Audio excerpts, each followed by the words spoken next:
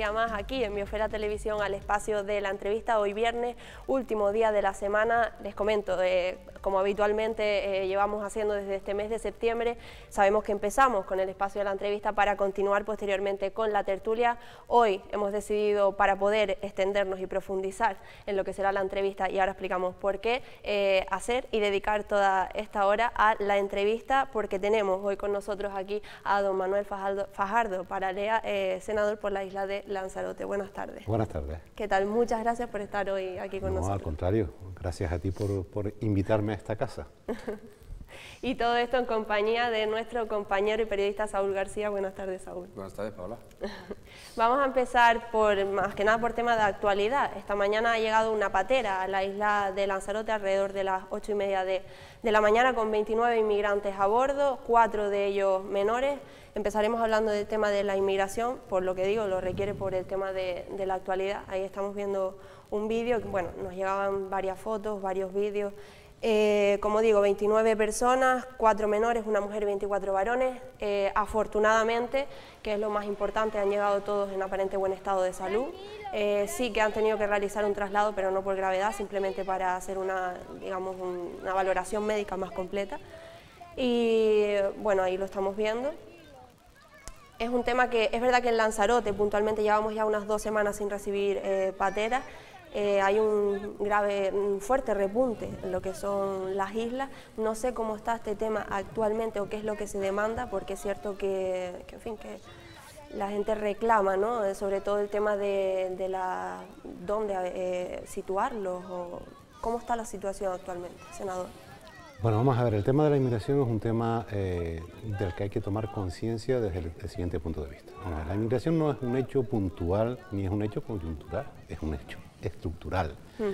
La última gran reunión, con independencia de aquella que se está desarrollando ahora en la Unión Europea, de la que podemos hablar a lo mejor de forma más formalizada, si quieren ustedes, tanto Saúl como tú, Paola, lo cierto es que tiene que ser tratada de forma integral.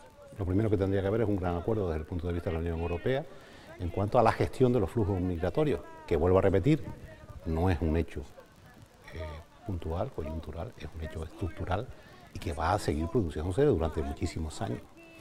En segundo lugar, ese pacto también tiene que trasladarse a nivel nacional, un pacto por la inmigración que contemple los flujos migratorios, la gestión de los flujos migratorios y activar lo que es el Plan Nacional de Acogida y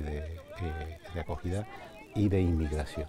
Algo que se puso en marcha en el año 2007, duró hasta el año 2011, en la época de José Luis Rodríguez Zapatero. Luego el Partido Popular, es cierto que del 2011 al 2015 siguió, o sea, renovó ese pacto, para a partir del 2015 se ha producido un gran silencio. ¿Y la situación cómo está? Pues la situación es que el Estado debe de cumplir con las obligaciones que dimanan de las propias competencias que tiene en este tema en particular, que son competencias de carácter transversal, que no solamente están residenciadas en un solo ministerio, no solamente es el ministerio que lleva el tema de inmigración, está Defensa, está Interior, está el Ministerio de Política Territorial, y todos tienen que, de alguna manera, coordinarse a la hora de adoptar una serie de medidas que, por un lado, pese a los fariseísmos que encontramos en política, den cumplida respuesta a los derechos humanos. O sea, para mí es contradictorio, si tú preconizas la defensa de los derechos humanos, que se produzcan situaciones como las que hemos visto, o sea, que haya 400 personas durmiendo al raso en un muelle. Entonces, debe de haber instalaciones permanentes en Canarias, porque, vuelvo a repetir, no es un problema derivado de un fenómeno. Ojo, porque hay mucha gente que ya identifica de entrada la inmigración irregular como un problema y es un fenómeno que se está dando, del cual sí efectivamente pueden derivar problemas.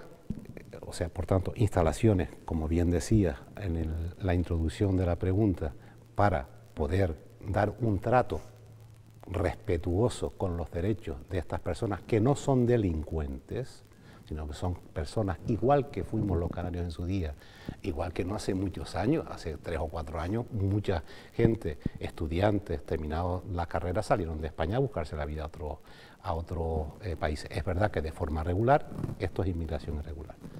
Yo recomendaría a la gente que que leyera las conclusiones de la última gran reunión que hubo en Marrakech, finales del año 18, en la que 163 países alcanzaron una serie de acuerdos y fijaron una serie de medidas para, de alguna manera,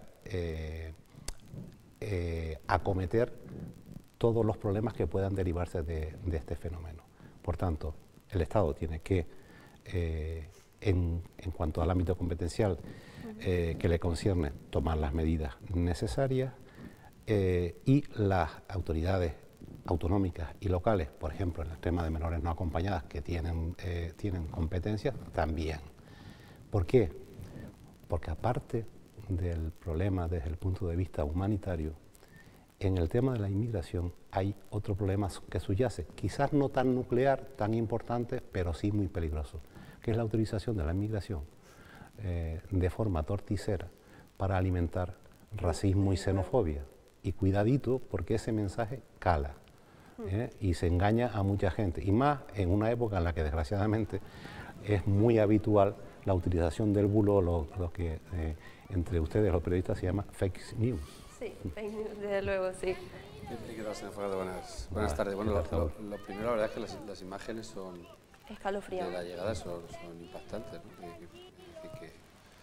Que bueno, no sé, a algunos no se ve muy de cerca, pero se ve la desesperación de la gente por llegar a la tierra, la alegría que tienen al llegar, ¿no? Añado, Saúl, a eso, que es cierto que, porque muchas veces a los medios de comunicación, en fin, se nos comenta que por qué la necesidad o llegar a publicar esos vídeos, y creo que es necesario por lo que comentaba precisamente el senador, ¿no? Para que la gente corte realmente de raíz con esos bulos y se dé cuenta realmente de que hay gente que viene, en fin, que creo que nadie se pone en esa situación y viene sin necesidad realmente, ¿no? Entonces creo que es necesario, sobre todo para concienciar y para cortar con esos bulos. No, ahí tienes toda la gente que nos va a quitar el trabajo, ¿no lo ves? Sí. Vienen a trabajar aquí a Lanzarote y vienen a quitarnos el trabajo a los conejeros y a las conejeras, ¿no? Creo que es cuestión de informarse, simplemente. Pues por eso digo que muy bien, y que la gente vea las imágenes, que vean al niño que cargaba seguramente algún familiar que venía con apenas 3 o 4 patera. añitos, sí. Por eso. Es verdad que luego he visto como una continuación, ¿no? Y también me parece que hay que decir frente a brotes de racismo, que hay vecinos allí repartiendo, claro. Y yo creo que son la mayoría, que hay vecinos repartiendo agua, repartiendo mantas, sí, o sea, más allá de quien está obligado a ir, digamos, y los vecinos han echado una mano, porque me parece digno de Nos lo comentaron, ¿no? quien nos envía el vídeo, que por cierto teníamos la autorización de publicarlo, es gente que estaba por esa zona, prácticamente, que les pilló desprevenidos, que el hecho de encontrarse con la patera, porque fue en el pueblo. No se escucha el vídeo, pero es una mujer y está llorando, prácticamente está llorando y no para de decir que, en fin, que lo que se ve, ¿no? Pobre gente que llegan y besan tierra como diciendo, Dios mío, a lo que me he enfrentado, ¿no? Bueno, yo le quería preguntar al señor Fajardo, ya que decía precisamente que eso es cierto, que la inmigración es un problema estructural, y por eso quizá llama más la atención que hayamos llegado a esta situación. No digo que el problema sea solo del gobierno central, porque es cierto que esto tiene que ser una política europea y que ni España solo ni Canarias solo puede asumir el ser la puerta sur, pero todo indicaba ya desde hacía tiempo que la ruta desde Mauritania o desde el sur se iba a reactivar, porque la del norte de África es verdad que casi se ha cerrado, porque ha habido acuerdos entre Italia y Libia, es decir que desde el año pasado ya se sabía. Y sin embargo se cerraron los CIE, los centros de internamiento de extranjeros, cosa que probablemente sea una buena medida porque se solicitaba su cierre, pero ahora se anuncia que se vuelven a abrir ante la situación, digamos, de llegada de pateras.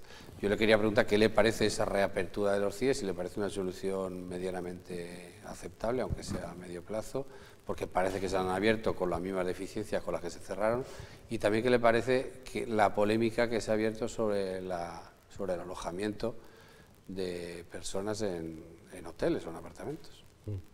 Vamos a ver, yo creo que todos tenemos que hacer autocrítica.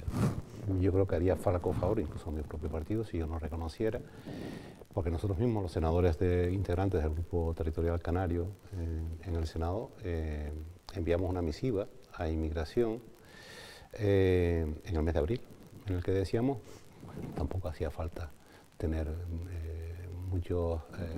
mucha capacidad de visión futura, ¿no? Sabemos que estos meses son los meses en los que, como consecuencia o por mor de las propias circunstancias climatológicas, se suele dar más llegada de pateras o de cayucos. Con independencia de otros problemas que tienen que ver con el CIBE, con algunos problemas que, bueno, se pueden decir o no se pueden decir, o sea, pues será más afortunado o menos afortunado decirlo desde el punto de vista político, pero sí hay problemas con respecto a la obtención de determinadas licencias. Y conectando con lo que le respondía a Paloma, es que el Estado tiene la obligación de tener esas instalaciones.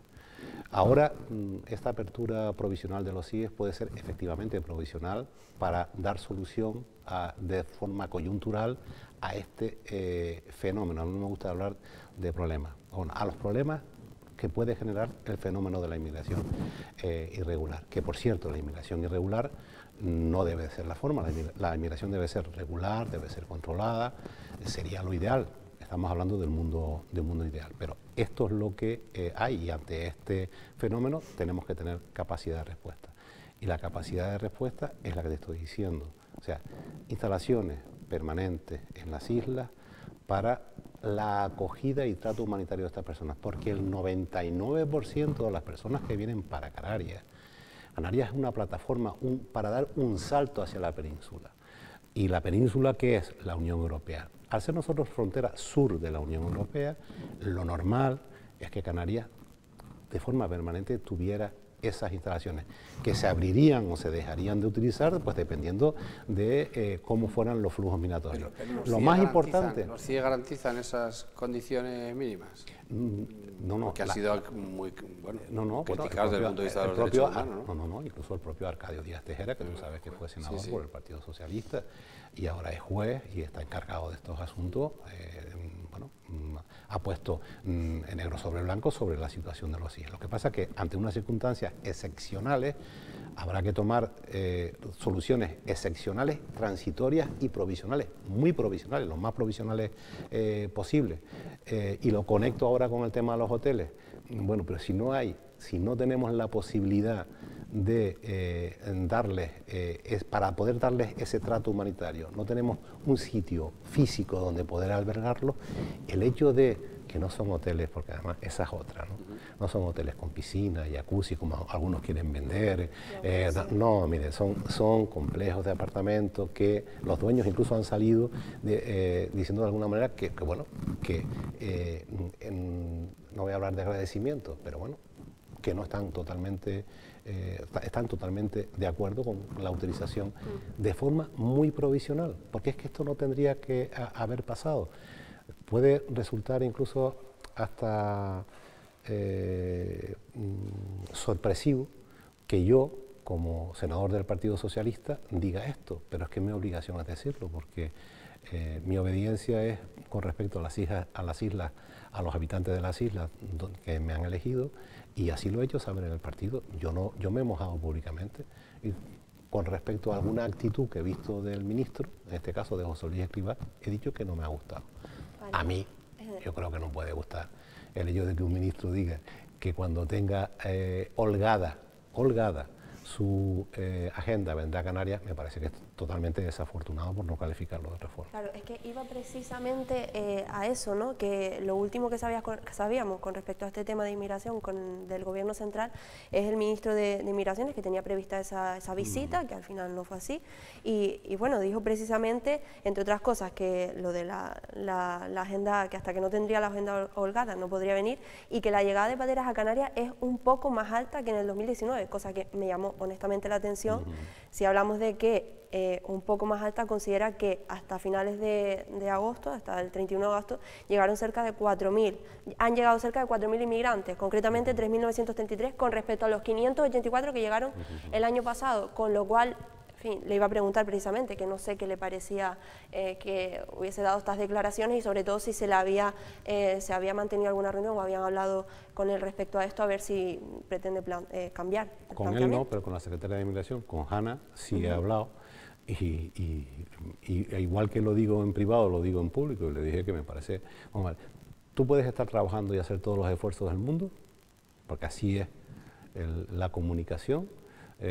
Yo tengo detalles de muchísimos esfuerzos que se han hecho desde la Secretaría de Estado de Inmigración y unas frases pronunciadas por el ministro así te echan abajo todo el terreno, todo el trabajo realizado. ¿Por qué? Porque no es afortunado, es inadmisible que un ministro de Inmigración no conozca, hombre, no es un poco más alto. Es que si son de 500 pasamos a casi 4.000, de los 5.000 de los 5.000 que tenemos en Canarias, casi un 75% es Lanzarote.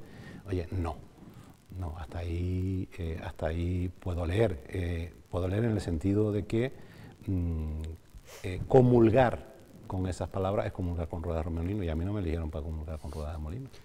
Y precisamente durante los últimos días ha salido un asunto que tiene que ver, o tiene que ver tangencialmente con la inmigración, pero yo le quería preguntar por otro motivo, y que es la solicitud de los cuarteles de Arrecife, ¿no? Que incluso el Cabildo lo había pedido y que se había solicitado como lugar para que pudieran alojarse a estas personas. Eso me consta que es una de las, bueno, en la campaña lo dijo usted, era uno de los caballos de batalla, una de las intenciones, lograr que se cedan los cuarteles para uso público, y no sé si ha habido algún avance. Desde luego en los cuarteles, en este momento ahora ya parece ser que ya ha habido contestación, que no se van a poder utilizar, pero sí me gustaría saber si sabe qué pasa con esos cuarteles y cuáles son los planes de defensa, porque parece que ahí va a venir un regimiento que al final no vino y siguen otra vez infrautilizados y, en fin, ¿cree que sigue habiendo esperanza de esa cesión? No sé si se puede hablar de primicia, pero te la doy. O sea, sí. Yo estoy pendiente solamente de que ya he pasado por escrito los temas que quiero hablar con la ministra, pendiente de que la ministra o la secretaria de Estado, a mí me da lo mismo. Yo lo que quiero es, y siempre lo digo, incluso a la hora de decir, no, es que tendría que venir, lo digo con el máximo respeto, a mí me da lo mismo que venga o no venga quien tenga que venir. O sea, yo lo que quiero es que conozcan la situación y que pongan remedio a la situación. No voy a entrar en la polémica si se hizo la foto, si no se hizo la foto, aunque hay muchos políticos que yo creo que hacen política de selfies o política de fotos. Yo he estado reunido con Fernando Grande Marlaska y no han visto toda una foto mía. Con esto no quiero decir que yo tenga razón y los que se hacen la foto no la tengan, ¿no? A lo mejor es todo lo contrario, posiblemente sea todo lo contrario, porque dicen que lo que no está documentado hoy en día pues no es noticia, ¿no? Pero con respecto ciñéndome a lo que me preguntabas, yo fui a lo mayor, yo no pregunté solo y exclusivamente, o no pregunté para la utilización para fines civiles de los cuarteles. No, lo que yo pedía, o lo que le planteé al Ministerio es, vamos a ver, los cuarteles de Arrecife se construyeron el cuartel de Arrecife se construyó hace 80 años, y se construyó siguiendo la lógica de hace 80 años, en las afueras de la ciudad, un cuartel que ocupa 62.616 metros cuadrados, justo, y que como consecuencia del desarrollo urbanístico de Arrecife han quedado casi en el centro de la ciudad. Conectan con esos cuarteles 4 de los barrios, de los llamados barrios de Arrecife. Y lo que le planteaba al Ministerio, que por eso fue la primera vez que el Ministerio responde en el sentido que respondió, el que voy a recordar ahora, pero claro, todo depende de cómo le hagas la pregunta, es, oiga, ¿estarían ustedes de acuerdo en estudiar la posibilidad de permutar el terreno que ocupan los cuarteles? O sea, permutar los cuarteles si las autoridades locales, bien el Cabildo, bien el Ayuntamiento de Arrecife, ofertaran una permuta por otro sitio donde, con cargo a presupuestos insulares, o presupuestos locales se pudiera llevar a cabo un cuartel dimensionado a las reales necesidades que tiene la defensa en Lanzarote, y la respuesta fue que sí. Es verdad que también me dicen, no, pero jamás nos han ofertado eso, y parece ser que no está entre las prioridades, lo digo así de claro, del Cabildo y del Ayuntamiento de Arrecife por ahora. Pero también es cierto que en la respuesta, y eso es algo que le tengo que decir a Defensa, me decían, los cuarteles se están utilizando como cuartel de residencia para tropas que vienen a hacer maniobras, y también, después de un punto y seguido, dice, y para aquellas actividades civiles solicitadas por las autoridades locales. Bien, al ver yo la respuesta así, quiero hablar con Defensa para decirles si cabe la posibilidad de que los cuarteles, una parte de los 62.616 metros cuadrados, pueden ser utilizados bien para, por ejemplo, el acogimiento de inmigrantes irregulares, bien para el acogimiento de personas sin techo. Sé que le han respondido a Fernando Clavijo, que hizo una pregunta también al Ministerio, en el sentido de que no es posible o es muy difícil. Tiene su explicación, porque en el cuartel no se guardan juguetes, se guardan otras cosas. Y claro, si tú ubicas allí a personas, alguien tendrá que vigilar a las personas. Entonces es un tema complicado, porque si tú desplazas para la vigilancia a guardias civiles y policías nacionales, dada el déficit de números de guardias civiles y de policías locales, que no quiero extenderme, pero bueno, vienen arrastrados por el gran recorte que hubo de oferta de empleo público durante la época de los gobiernos del Partido Popular, pues podríamos generar un problema. Pero todo eso lo quiero hablar, para que lo sepan ustedes, con la ministra en una pronta reunión que vamos a tener, y además me acompañará la senadora de Fuerteventura porque quiere hablar también de las instalaciones del Matorral, todo esto relacionado con el tema de la inmigración. Claro, porque le iba a preguntar eso, ¿no? Que si no se diese el caso y finalmente los cuarteles no pudiesen habilitarse para este fin, ¿cuál es la alternativa? Quiero decir, Lanzarote cuenta con infraestructuras que puedan habilitarse o se puedan destinar al tema de la inmigración. Paula, mira, la Secretaría de Inmigración ha lanzado la posibilidad de las canteras, y las canteras en coordinación con Defensa, ¿no? Las canteras es un sitio que existe en el municipio de La Laguna. Ya las autoridades de La Laguna han levantado la voz, porque ¿sabes lo que ocurre? Que difícilmente encontrarás, y ahora voy a poner un ejemplo que tuvimos aquí en Lanzarote, encontrarás un municipio donde sus dirigentes quieran bien la instalación de un centro de internamiento de inmigrantes, bien instalaciones para la acogida de inmigrantes irregulares. Desgraciadamente es así, esa es la pura verdad. Decir lo contrario es ser hipócrita, y yo no voy a pecar de hipocresía. Yo siempre digo que ojalá el sentimiento de solidaridad que produjeron las imágenes del cuerpo de Ailán, el niño muerto en una playa, hubiera seguido para toda la vida. Por el problema es que la gente tiene muy poca memoria y ya se olvida de las imágenes. Estas imágenes que acabamos de ver, seguro que la gente, cuando, sobre todo, la de este mayor cargando con el niño pequeño, bueno, nos durarán lo que nos dure, pero la gente se suele olvidar rápidamente de este tema.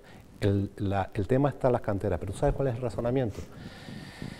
Y hay que decir siempre la verdad, que en las islas se plantea lo siguiente: oye, y si lo hacemos en mi isla, resulta que todas las demás islas, porque además es lógico, tú imagínate, si en las canteras efectivamente se decide lo que es la construcción, habilitación, reforma de un gran centro de acogida, claro, todas las personas que llegan al resto de islas serán derivadas allí.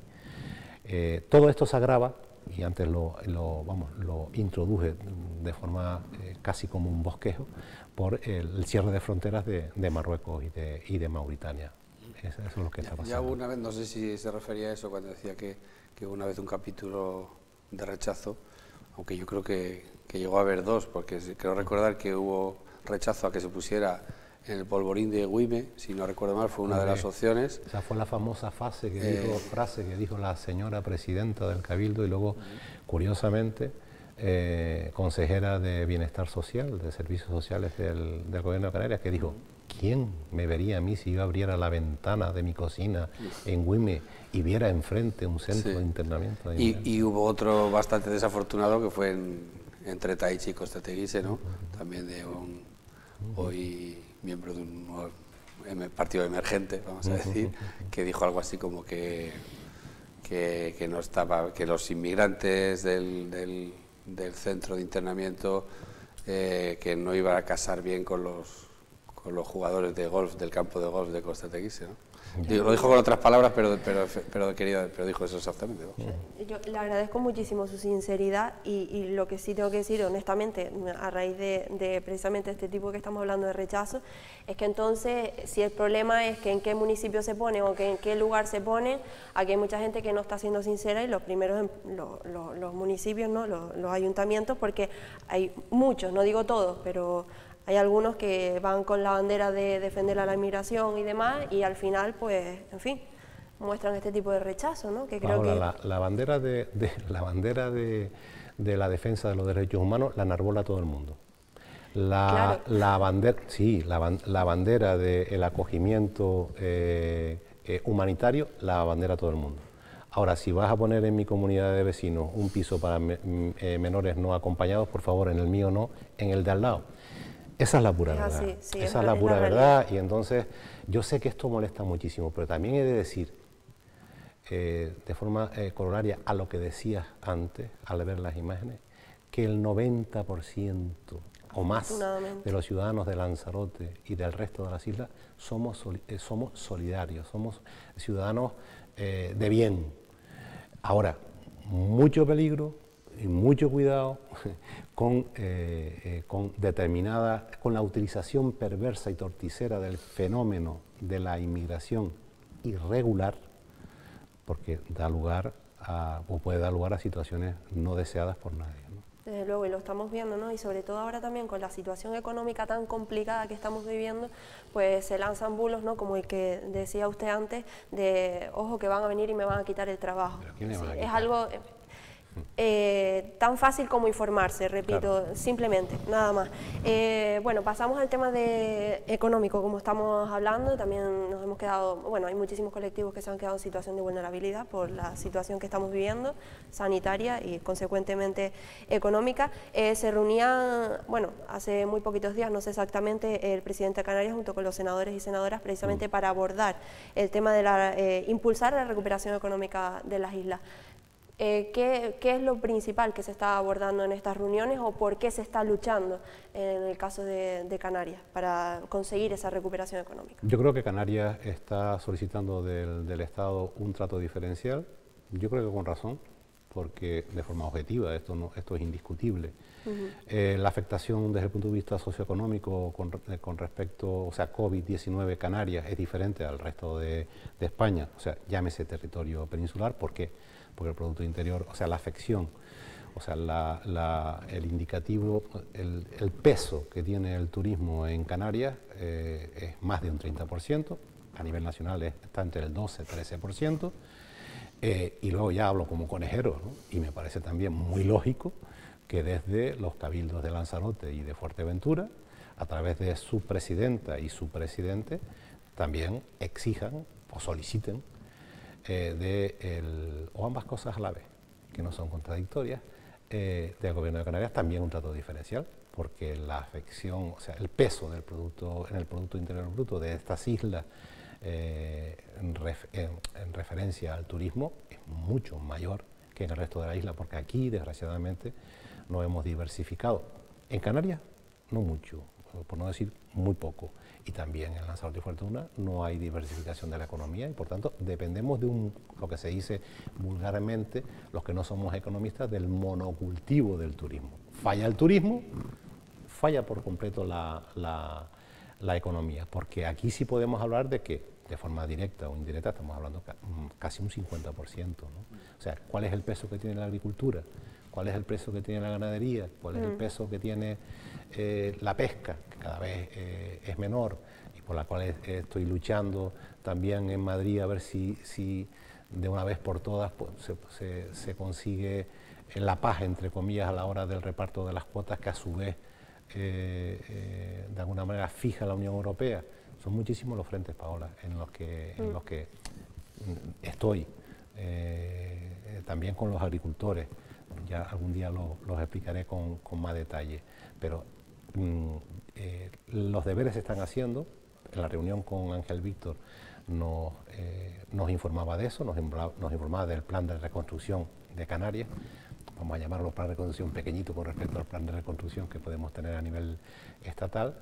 Nos daba lo que ya sabemos casi todos, ¿no? Que efectivamente la noticia de que los ERTE se van a ampliar, y se van a ampliar sin reducir cobertura, por lo menos hasta diciembre. Vamos a ver qué es lo que ocurre de aquí a diciembre, y que vamos a tener dentro de las cuentas, que ojalá se aprueben los presupuestos generales del Estado, una partida específica para un plan específico para Canarias, dando respuesta así a esa legítima aspiración que te estaba comentando al principio de la respuesta. Precisamente las cuentas del año que viene del Gobierno de Canarias, bueno, van a ser esenciales, y ahora se está, porque el año que viene va a hacer falta más gasto público, no menos, sí. Y sin embargo el consejero de Hacienda ya ha anunciado que, bueno, que los ingresos no salen las cuentas, que va a haber entre 900 o 1.000 millones menos de ingresos. Por eso se está intentando, vamos a rascar ese dinero del Gobierno central, que supongo que tendrá los mismos problemas. Y la última solución sería endeudarse. No sé si esa es la solución que podría haber, si es viable o no lo es, y si el Gobierno central va a permitirlo, porque hace falta el permiso del Gobierno central, ¿no? Yo lo creo que lo que es inaceptable, Saúl, sería ir a una política de austericidio. Bien, te pueden decir, los que la practicaron te pueden decir, oh, gracias a Dios, gracias a esa política, ahora los ayuntamientos tienen remanentes y los podrían utilizar tal como nosotros queremos, ¿no? Ahora, lo que se olvidan es el sufrimiento que ha causado ese austericidio durante todos estos años. Yo creo que la política no está, si hay que endeudarse más, hay que endeudarse más. Yo creo que Europa ha dado un ejemplo, francamente mejorable, pero ha dado un ejemplo de que ha apostado, en este caso, por una política social. De ahí que hayamos podido desplegar lo llamado vulgarmente el escudo social en España. Es verdad que al desplegar el escudo, si tú no despliegas a su vez, o sea, tú despliegas derechos, reconoces derechos. Si no despliegas a su vez más recursos materiales y humanos, pues se produce, por ejemplo, el cuello de botella que está viendo con... Está pasando con el ingreso mínimo, sí, pero es que eso es así, ¿no? Pero ya existen esos derechos, ya tenemos esos derechos. Quizás esos derechos, seguro, no hubieran existido si hubieran estado gobernando fuerzas de derecha, porque va en su ADN el no reconocer este tipo de derechos. Y eso no significa menoscabarlos, pero ellos tienen como clave de bóveda de su política, como en su ADN, ese tipo de políticas, no reconocimiento de derechos, sino rebaja de impuestos, ¿no? Es una cosa muy, muy curiosa porque, como decía Saúl, ¿no? Si todos reconocemos que no estamos ingresando, encima vamos a reducir impuestos para incluso tener menos ingresos, y entonces no sabemos cómo vamos a cumplir con las obligaciones que tiene cualquier Estado y con las obligaciones que vienen marcadas en nuestra Carta Magna, que es la Constitución. Por tanto, a la pregunta, austericidio no, si hay que endeudarse más, sí, y no, lo que no puede ser es que quede nadie atrás. Esa yo creo que es una frase que hay que llevar a la práctica, no puede quedar en una mera declaración dialéctica para quedar bien con la gente, y hay que hacer todo lo posible porque que no vuelva a pasar lo que ocurrió en la crisis del 2009 y en adelante. Y yo creo que los pasos se están dando bien. Ayer fue muy criticado el presidente del gobierno, Pedro Sánchez, por ir a Bruselas y no estar en el Parlamento español en la sesión de control. Pero, hombre, yo prefiero, sinceramente, que para aguantar 2 o 3 preguntas, con todo el respeto para las iniciativas parlamentarias de las preguntas de control al presidente del gobierno, estuviera defendiendo los intereses de España ante algunos estados dentro de la Unión Europea que son muy reticentes a darnos. Te pongo como ejemplo, eso lo digo ahora que no nos ves nadie, no nos escucha nadie. Dice, no, es que claro, hay que presentar proyectos para poder disponer de los 140.000 millones que va a librar Europa con respecto a España para hacer frente a los efectos económicos, socioeconómicos negativos de la COVID-19, ¿no? Yo digo, el proyecto más potente que tiene España es pagar los ERTE. es que al paso que llevamos, si esto no mejora, habrá que prolongarlos hasta abril y a lo mejor no sabemos hasta cuándo. Si haces el cálculo de lo que cuesta trimestralmente el pago de los ERTE a España, pues verás que va a estar muy cercano a la cifra de 140.000 millones.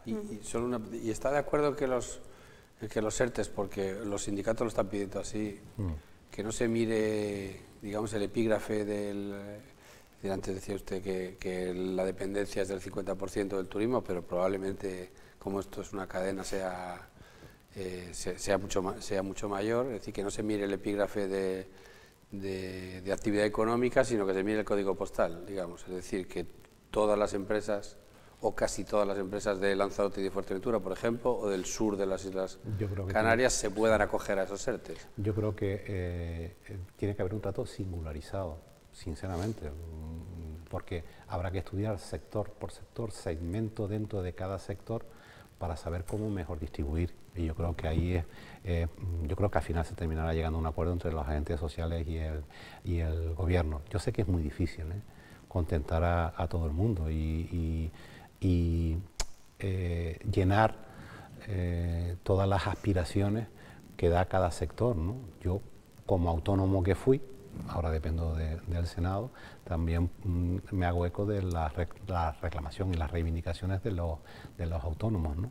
Pero creo que debe de hacerse un estudio singularizado, sector por sector y segmento de cada sector, porque creo que es lo más justo, Senador, ¿y cómo ve el futuro, hablando turísticamente, de la isla de Lanzarote? Porque, bueno, leía su artículo, si no me recuerdo, o el último o uno de los últimos, Salud Segura, Turismo Seguro, que dice que, claro, lo hemos dicho muchas veces, ¿no?, que primero es la salud y luego el turismo. Con una salud segura y buena salud tendremos consecuentemente el turismo. Se ha hablado dentro de esto del tema de los corredores seguros, es lo último que se ha lanzado, es una petición del Gobierno de Canarias y de las patronales y demás. No sé cómo está actualmente esto y cómo ve si es optimista o no con el tema del turismo en la isla de Lanzarote. Yo creo que si seguimos doblegando esta segunda curva, y yo no sé si habrá segunda, tercera y cuarta, no lo sé, porque la verdad es que el tema cada día se va complicando más, y hoy tenemos noticias recientes sobre la situación en Madrid y se complica cada vez más. Esa tregua, entre comillas, que parece que había entre gobierno central y gobierno autonómico, parece que se ha quebrado. Yo es que me ha llamado, lo digo, con esto no me estoy metiendo con ellos, pero digo que me he llevado una grata sorpresa con el ministro Villa, porque yo cada vez que lo veo intervenir en el Senado le veo muy seguro en sus exposiciones y muy seguro y creyendo en lo que dice, ¿no?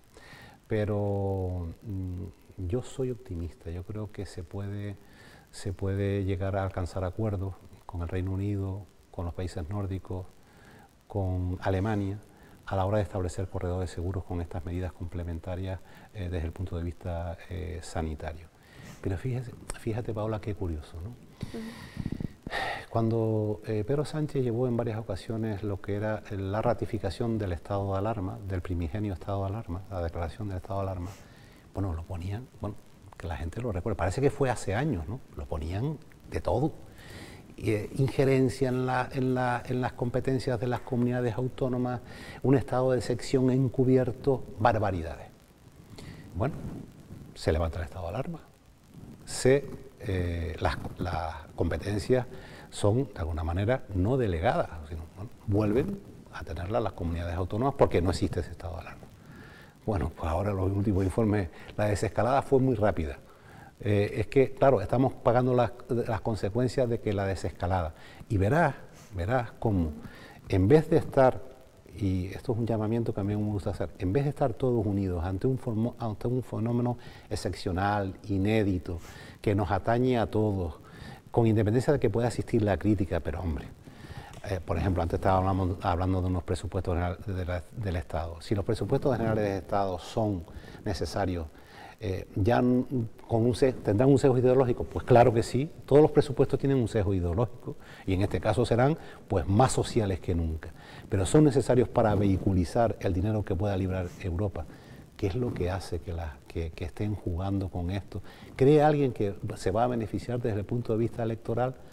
O sea, ¿alguien está jugando otra vez a lo de que se hunda el país, que ya vendremos nosotros a salvarlo?